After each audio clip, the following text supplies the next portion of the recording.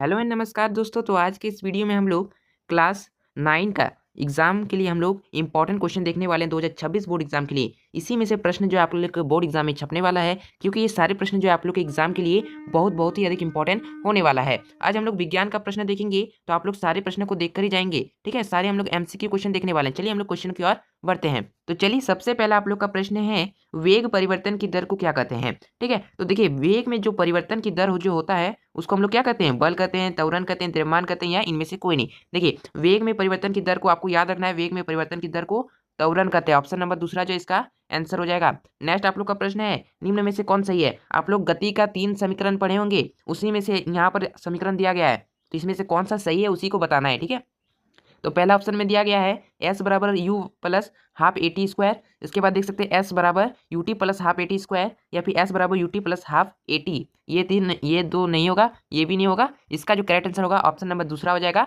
S बराबर U T plus half A T square. ये जो है गति का सही समीकरण होता है। ऑप्शन नंबर दूसरा इसका आंसर होगा। आपको याद कर लेना, ये प्रश्न एग्जाम के लिए इंपॉर्टेंट है। ठीक है, नेक्स्ट देखिए वेग का एसआई मात्रक क्या है। तो देखिए इसी प्रकार से आपको जितना भी एसआई यूनिट जो आप लोग को बुक में दिया गया है सभी को याद कर लेना है। तो वेग का जो एसआई यूनिट जो होता है आप लोग का मीटर पर सेकंड होता है, तो ऑप्शन नंबर पहला जो है इसका आंसर हो जाएगा। इसी प्रकार से चाल का भी यूनिट मीटर पर सेकंड होता है। ठीक है, तो आपको सभी का याद कर लेना है। नेक्स्ट आप लोग का प्रश्न है जिसमें दिया गया है किसका जड़त्व अधिक है। देखिए जड़त्व की बात करें यानी भार। ठीक है, जड़त्व यानी भार, यानी जो सबसे अधिक भारी होगा। तो देखिए साइकिल, कार, बस या रेलगाड़ी। ठीक है, कौन सा ऑप्शन है। तो यहाँ पर देखिए जड़त्व की बात कर रहे हैं यानी जिसका वजन जो है सबसे अधिक होगा, तो इसमें वेट जो है किसका सबसे अधिक होगा, आपका रेलगाड़ी का वजन अधिक होता है, तो इसी का जड़त्व जो है सबसे अधिक होगा किसका, रेलगाड़ी का। ऑप्शन नंबर 4 जो है इसका उत्तर होगा। नेक्स्ट आप लोग का प्रश्न है जिसमें बोला जा रहा है 30 न्यूटन का कोई 5 केजी की वस्तु 2 सेकंड तक कार्य करता है, तो वस्तु का त्वरण होगा। देखिए इसमें सिंपल आप लोग को क्या बोला जा रहा है, त्वरण होगा। तो चलिए हम लोग इसका आंसर देखते हैं।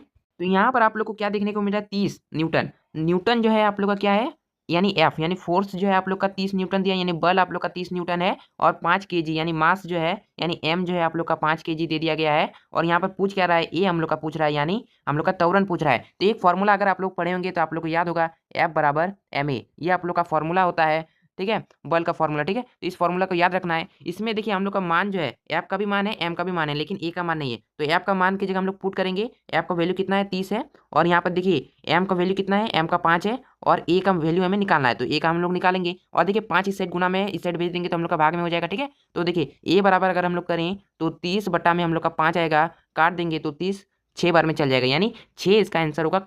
6 क्या आएगा, मीटर पर सेकंड स्क्वायर, क्योंकि यहाँ पर देखिए त्वरण की बात हो रही है, तो त्वरण का आप लोग को याद रखना है मीटर पर सेकंड स्क्वायर होता है। ठीक है, यानी ऑप्शन नंबर 4 जो है इसका आंसर होगा। नेक्स्ट आप लोग का प्रश्न है जिसमें बोला जा रहा है किसी एम द्रव्यमान की किसी वस्तु का वेग अगर v होता है तो संवेग होगा। तो देखिए संवेग का फॉर्मूला आप लोग को पता ही होगा। संवेग का फॉर्मूला क्या होता है, p बराबर एम भी होता है। p बराबर एम भी कौन सा ऑप्शन में आप लोग को देखने को मिल रहा है, ऑप्शन नंबर 3 जो इसका आंसर हो जाएगा एम भी। ठीक है, तो चलिए नेक्स्ट प्रश्न की ओर बढ़े। तो नेक्स्ट आप लोग का प्रश्न है, देख सकते हैं जिसमें बोले रहे हैं जिस बल के कारण दो वस्तु एक दूसरे को अपनी ओर आकर्षित करती है उसे क्या कहते हैं। देखिए तो यहाँ पर बोला क्या जा रहा है, जिस बल के कारण मान लीजिए ये कोई वस्तु है, ये भी कोई वस्तु है, तो ये दोनों अपने दूसरे को आकर्षित कर रहा है, एक दूसरे को आकर्षित कर रहा है, तो इसमें कौन सा बल होगा। तो आप लोग को याद रखना है गुरुत्वाकर्षण बल होगा। ऑप्शन नंबर 3 जो है इसका आंसर होगा। नेक्स्ट आप लोग का क्वेश्चन है जिसमें क्या बोला जा रहा है 70 केजी द्रव्यमान के किसी मनुष्य का चंद्रमा पर भार क्या होगा। देखिए 70 केजी हम लोग का द्रव्यमान तो दिया गया है, लेकिन यहाँ पर चंद्रमा पर बात की जा रही है। ठीक है, तो देखिए पहले हम लोग जी की बात करें तो पृथ्वी पर जी का मान जो है 9.8 होता है, लेकिन चंद्रमा पर अगर बात करें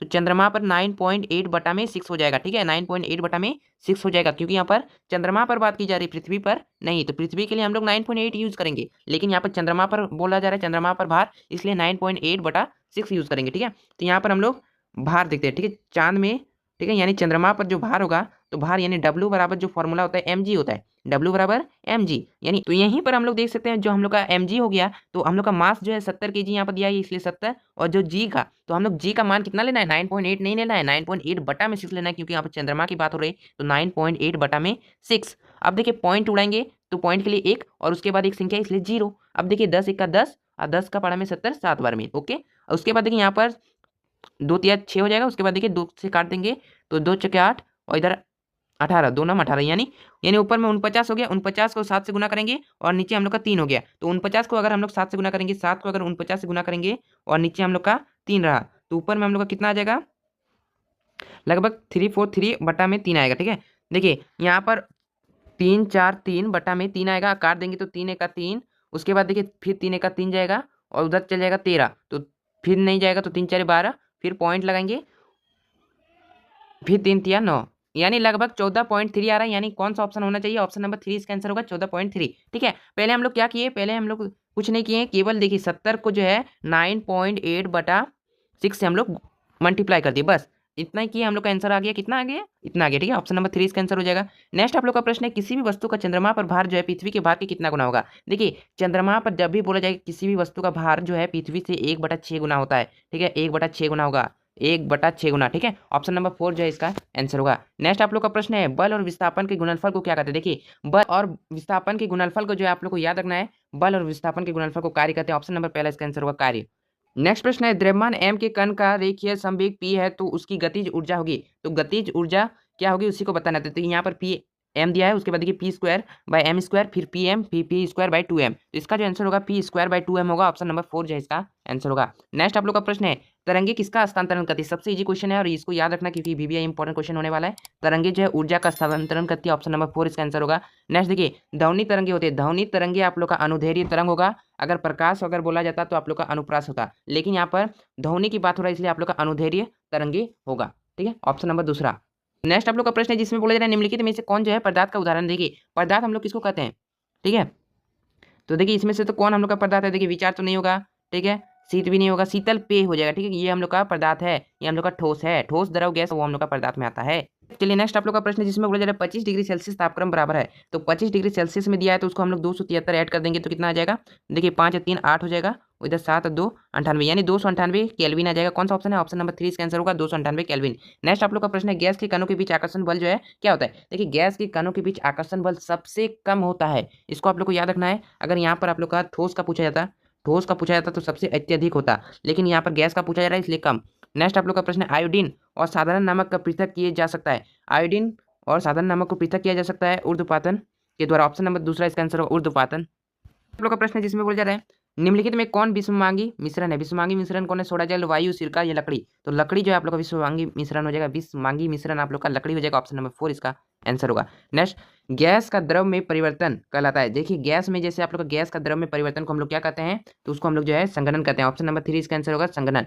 ठीक है, नेक्स्ट आप लोग का प्रश्न है, जल का रासायनिक सूत्र कौन सा है? सबसे इजी क्वेश्चन है, जल का रासायनिक सूत्र अगर जब भी बोला जाए तो H2O होता है, तो कौन सा ऑप्शन है? ऑप्शन नंबर 3 इसका आंसर हो जाएगा। नेक्स्ट आप लोग का प्रश्न है, देख सकते हैं, किस यौगिक की परमाणुकता 5 है? तो इसमें से कौन सा यौगिक जो है जिसका परमाणुकता जो है आप लोग का 5 होगा? तो NH3, CO2 या CaCO3 या H2O? इसका जो आंसर होगा आप लोग का कौन सा होगा?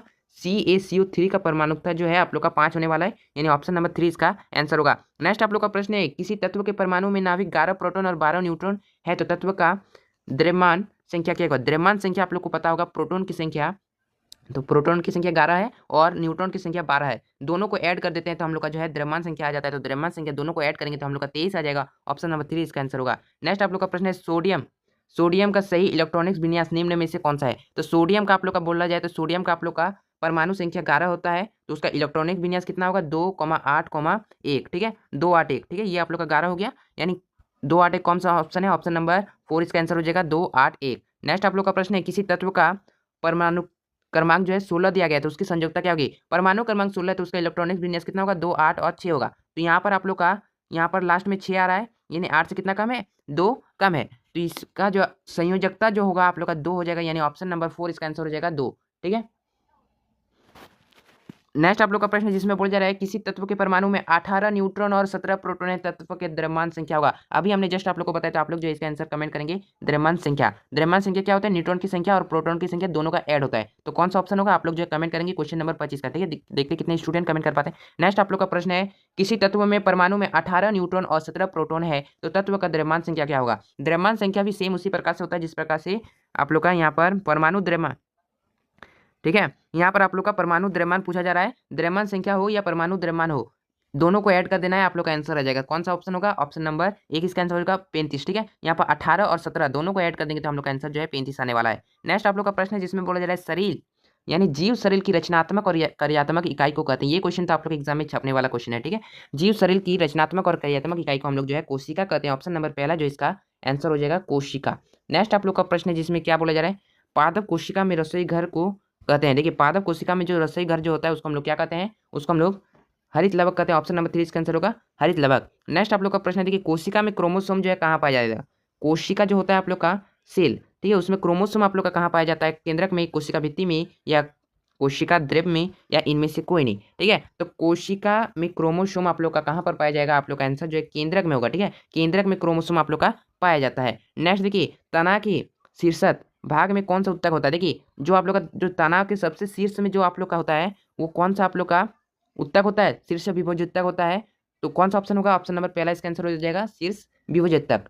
नेक्स्ट आप लोग का प्रश्न की ओर बढ़ी, तो जिसमें आप लोग का क्या बोला जा रहा है, जिसमें आप लोग का देख सकते हैं रेखीय पेशी है। तो देखिए रेखीय पेशी आप लोग का क्या होगा, तो क्वेश्चन नंबर 31 का जो आंसर होगा आप लोग को याद रखना है, रेखीय पेशी जब भी बोला जाए तो इसका आंसर आप लोग का ऐच्छिक होगा, यानी ऑप्शन नंबर पहला इसका आंसर होगा। नेक्स्ट आप लोग का देख सकते हैं जाइलम और फ्लोएम किस प्रकार के ऊतक है। देखिए जाइलम और फ्लोएम जो आप लोग का संवहन ऊतक हो जाएगा, ठीक है। और ये चीज भी ध्यान देंगे, जाइलम आप लोग का जल का वहन करता है और फ्लोएम जो आप लोग का भोजन का वहन करता है, ठीक है। फ्लोएम आप लोग का भोजन का वहन करेगा और जाइलम जल का, और ये दोनों आप लोग का संवहन ऊतक है। नेक्स्ट आप लोग का प्रश्न है पंच, जिसमें बोला जा रहा है पंछियों और मेंढकों की रक्त की प्रकृति होती है। देखिए पंछियों में जो रक्त होता है और मेंढकों में जो रक्त होता है उसकी प्रकृति क्या होती है, उसी को बताना। देखिए क्वेश्चन नंबर 33 का जो आंसर होगा असमान होगा, ठीक है। दोनों में अलग अलग होता है, यानी असमान होगा, ठीक है। नेक्स्ट आप लोग का प्रश्न है अमीबा की प्रचलन अंग का क्या नाम है। ठीक है, जो अमीबा में जो आप लोग का प्रचलन अंग जो होता है उसको हम लोग क्या कहते हैं, कूटपाद कहते हैं, स्पंज कहते हैं, या लाइकेज कहते हैं, या आप लोग का पाइनस कहते हैं। देखिए अमीबा आप लोग देखे होंगे जो कि इस प्रकार से किसी भी शेप में ले लेता है,